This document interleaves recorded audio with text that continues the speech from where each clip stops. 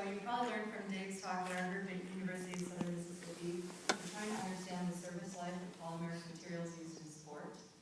I'm similarly part of this endeavor, but I'm approaching this from a running shoe midsole foam standpoint.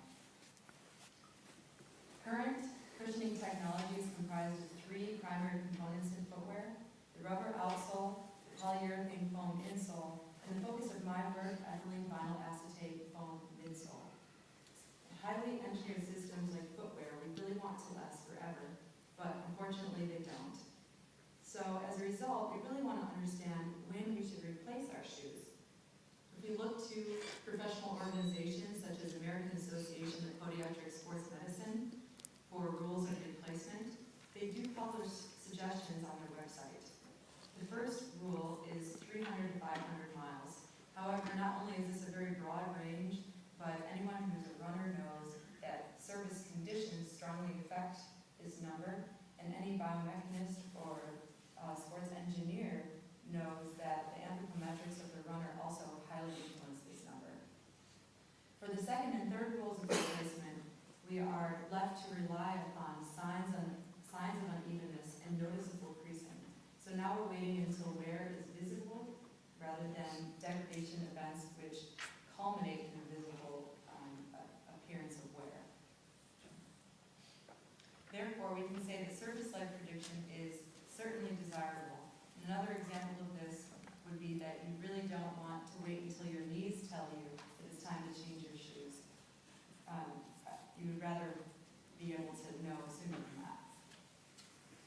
As we look to the literature for examples of biofidelic mechanical aging, a seminal paper I found by Cook in 1985, he tried to create his own mechanical aging protocol and compared this to human running. And he evaluated this protocol based on the percent energy absorption of the shoe over its lifetime. One thing that Cook noted was that his protocol was substantially more aggressive than the human running condition, and one of our goals at USM is to better approximate human running using a uniaxial cyclic mechanical loading test. As I looked at more and more recent literature, I found that there are many examples in which human running and mechanical aging are inherently different from one another. For example, as we learned about in some of the previous talks in this session, the softness of the foot and the hardness of the platen are very different and would induce different loading rates and lots of other problems there. Another example would be the durations of tests that are reported, anywhere ranging from 30 cycles for the ASTM, well above 500 miles in a 45-foot. And finally, of most interest to this research, the waveforms that are typically employed for this type of testing do not match those waveforms that are seen in actual running events. So for example, on the left-hand side, we have what we would call a dwell waveform, where the foam is allowed to fully relax during the double flow phase of running. However, most researchers, including the Cook article, employ a sine waveform, as this is easier to employ in testing. But this does not allow for the foam to recover, and it makes the test more aggressive. So therefore, we thought, well, if people are mostly using sine, can we make our test more biofidelic just by changing it from sine to dwell?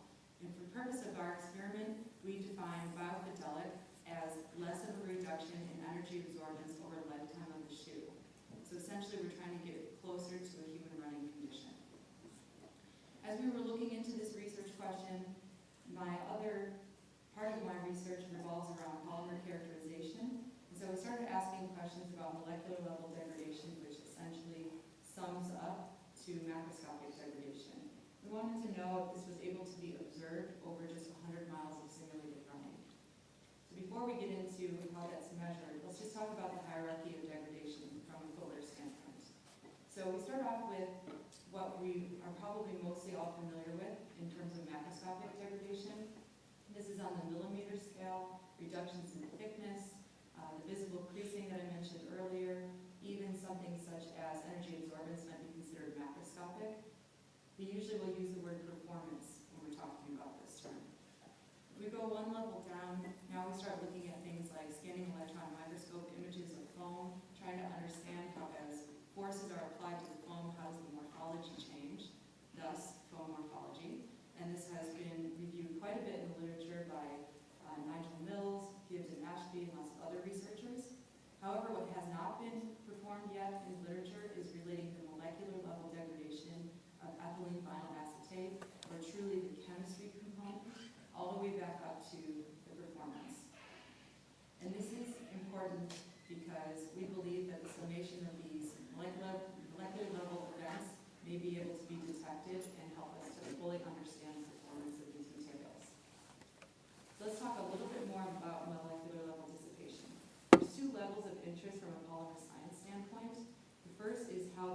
chains interact. So we have our ethylene vinyl acetate closed cell foam, which is essentially all the cell faces contain millions of polymer chains. These chains are lightly cross-linked, which is represented by the black dots on the image on your left, and the right. And as compressive stress is induced to the foam, these chains not only rub against each other as dissipation by friction, but also the cross-linking points create a place where tension can generate and polymer chain scission can occur between crosslinks. So if we look at the bottom image, we see ethylene vinyl acetate chemical structure here. And what's very interesting is that no one has really looked into how EVA breaks down from mechanical aging. A lot of the work that's reported from a molecular level is either by heat stimulus or by ultraviolet or UV radiation. So even this example I will give is from heat. So if we apply heat, we know that bond scission occurs, and two functional groups are known to be generated predominantly from this. Hydroxyl group on your left, and unsaturated or ene groups on your right-hand side. And the reason that these specific groups are important is because we can essentially use polymer characterization techniques to monitor their evolution and try to correlate that with degradation and performance. So going back to our two research questions, we're essentially trying to answer one greater research question of service life prediction from both the macroscopic level, which is a traditional approach, and molecular level. In order to answer this question, we took a three-step approach: a pre-treatment, which was comprised of molecular level treatment, which I'll describe in a moment, and a drop test, and it's the same 10 samples going through all this testing. The second part was the actual mechanical aging treatment, in which the two groups were sign and dwell, and the final stage, which was the post-treatment, the inverse order of the pre-treatment. Now, for the rest of this talk, I'm going to describe the methods and the results together in the outline of mechanical aging, followed by drop testing, and finally the molecular level degradation.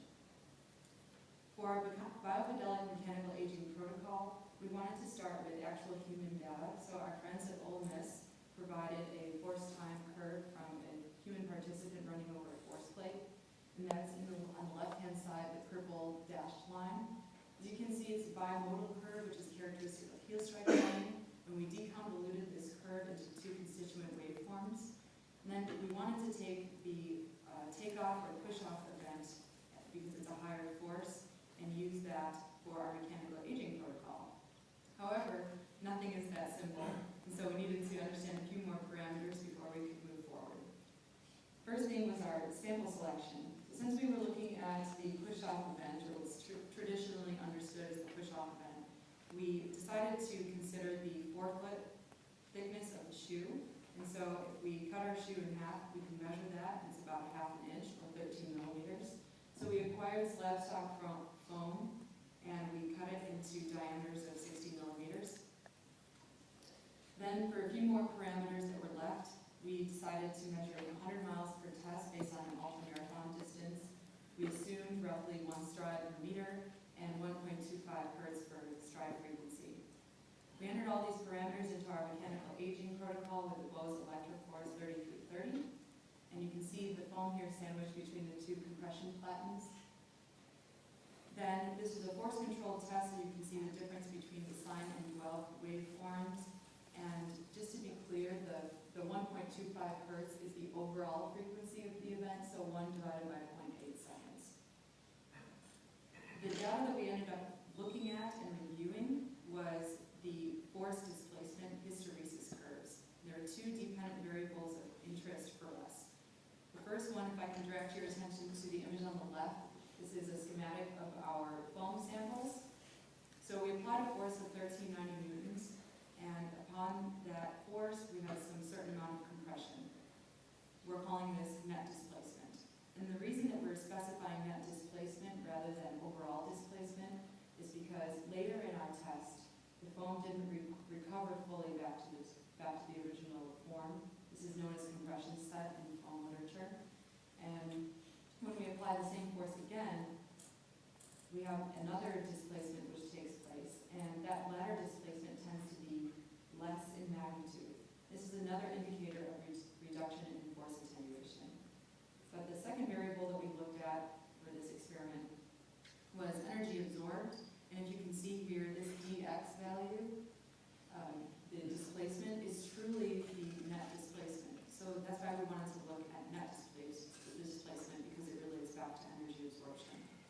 So going back to energy absorption, the beginning of the test, as you can see, we had a lot more rather than the end. And another point of interest to us was that the actual shape of the force displacement curve changed, which indicated a reduction in the cell wall stiffness. So looking at our actual results, our net displacement decreased as we expected for both dwell and sine waveforms.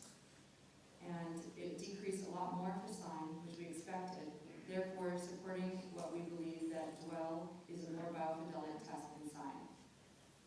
Similarly, the percent energy absorbed decreased for both of our tests, and it was less severe for dwell, which further supported our results. And just to review, what we were looking for is to get closer to that human running condition, and so if that helps explain. So to confirm our findings, or another way to look at our findings, we use the ASTM F1614 drop test for comparisons to the literature using an Instron Dynatop drop tower. So here you can see our steel drop dart and our EVA foam. This is during one of the drops. The data generated by this is a force time curve, which is essentially an impulse curve, and we really only looked at the peak force and the curve shape of these curves. In the results, before mechanical aging, we had equal peak impact force between our two conditions. Afterwards, the dwell was significantly lower than sine, which again supported that it was a less aggressive test. Finally, for molecular level degradation, we used a technique called Fourier transform infrared spectroscopy. And this is probably the most exciting and novel aspect of this work. The way that this technique works is light is shown onto the sample, and the chemical functional groups within the polymer foam preferentially absorb certain frequencies or wave numbers of light, such that you end up with a spectrogram picture here, where this absorbance on the Y corresponds basically to concentration, and the different frequencies correspond to different functional groups, which are relatively well known in the literature. So looking at our results, you can see that we have our pre-mechanical aging in black and post-mechanical aging in red, and now we've added two more conditions. The reason that we added these other two conditions was because we really didn't know what to expect, because this had not been reported before. And so we wanted a literature-based condition. As I mentioned, UV has been reported in the literature, and also an extreme mechanical aging condition. So the green ground sample is essentially cryogenically ground into a powder, as the most aggressive mechanical case I can think of. And so looking at our results, we found some very interesting findings here. So our pre-mechanical aging, the hydroxyl region, increased for ultraviolet radiation, which is exactly what the literature predicts and what we expected. However, what we didn't expect was that all of our mechanical age samples would do the exact opposite. And so it's exciting that we can track degradation, but it's a different finding. And then similarly, we're also looking at ester groups, which is right around 1740 here. And UV decreased as the literature reports, but all of our mechanical aging increased. And one more thing, UV elicited some new peaks, as also reported in the literature, but mechanical did not. So in trying to understand this, we believe that we can track degradation, but there's definitely more work to be done to find out exactly what's happening. We suggest that maybe there's a different degradation mechanism being promoted by mechanical degradation. And when we look at the literature, we see all these different mechanisms which are reported, which may or may not be preferred depending on the type of stimulus applied to the material. Similarly, we found commercial foam additives that weren't necessarily fully reactive, such as our cross-linking agent. This is dicumyl peroxide that can also affect FTIR. So our future work is to analyze the various aging conditions. In conclusion, we studied basically two research questions successfully. First, we found that dwell was indeed more biofidelic than sine, but our future work is to understand a human condition directly in comparison with our own data. And for the second research question, we believe that we can track molecular level degradation. And this is really useful because the FTIR measurement is non-destructive, and you can actually purchase purchase handheld versions of this device. So this may be something that could be used on the go. Or furthermore, if we can understand this degradation, maybe we can use some kind of color marker to predict when we need to change our shoes that is visible. So I'd like to thank you guys all for listening, and I'd like to acknowledge the University of Mississippi for the Force Time Data, the International Sports Engineering Association, and the Schools of Kinesiology and Polymer Science at the University of Southern Mississippi. Thank you.